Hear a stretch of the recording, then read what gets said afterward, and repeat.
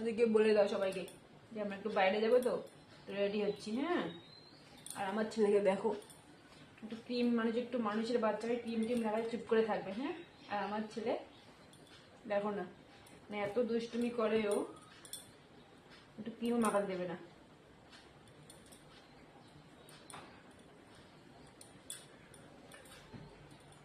আমি জানি না তোমরা কি কি কে কে কি কি কাজল ইউজ করো, আমি একদম নর্মাল একটা কাজল ইউজ করি। আর আমি তোমাদের মতো করে কি বলতো, ওই যে এরকম কাঠি দিয়ে আমার বাচ্চাকে দেওয়াও সম্ভব না, আমি দিয়েও দিই না। ওর কাজল দেওয়া গেছে অলরেডি, দুপুরে দিয়ে দিয়েছিলাম, ঠিক আছে। একটু উঠে গেছে মনে হচ্ছে, আর একটু লাগাই দিচ্ছি। আর আমি আমার বাবুর কাজল কি বলতো, আজকে দিয়ে দিলাম, কালকে এবার তোর উঠেই দেবো আর কি, উঠে এবার নতুন করে দিয়ে দেবো। আর এরকম কেন দিয়ে দেবো বলতো, বাবা ভীষণ ইয়ে আর কি, মানে একদম যে নড়াচড়া করে, কাজল দেওয়াই যায় না, জানো তো। ওই জন্য আমি হাত দিয়ে দিই, একদম শর্টকাট বুদ্ধি আর কি আমার।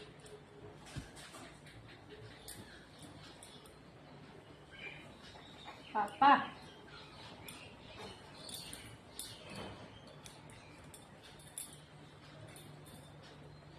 আমার ছেলে যে কি বলবো, আর এই যে ওর হাঁচি চলে আসছে, ফ্যান চালু করে দিয়েছি তো ঠান্ডা লাগতেছে মনে হচ্ছে। বা দাঁড়া,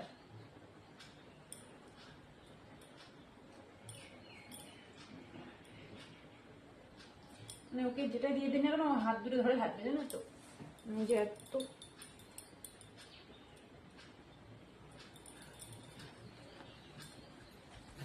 এইবার একটু গরম পড়েছে, একটুখানি একেবারে ঘাইমা যায়, একটু মুছাই দিলাম শরীরটা বাবুর আর কি, খুব দিয়ে দিচ্ছি পাউডারগুলো।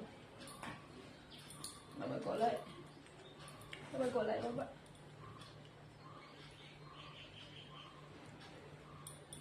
আর সেই ঘাইমা যায় তো, বিকাল পড়ে গেছে, রেডি করে দিচ্ছে। বাবা নাকে ড্রপ দিব, আমরা নাকে ড্রপ দিব না, দেখি এই